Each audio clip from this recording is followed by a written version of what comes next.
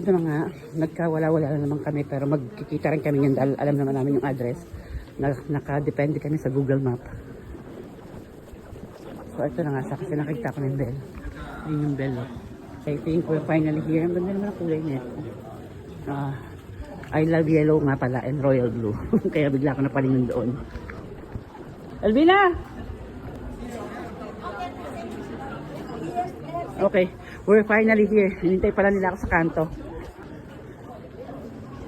So finally, after 40 minutes of walking, nandito na nga kami sa aming gusto puntahan, Santo Marco. Hindi biro yung lakad kasi akyat baba.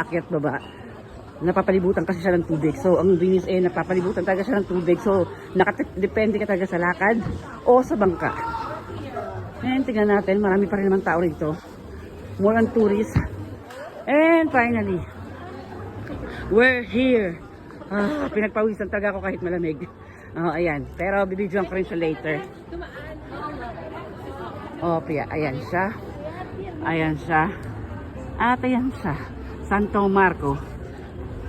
Pero upo muna ako talaga. Hinihingal na ako.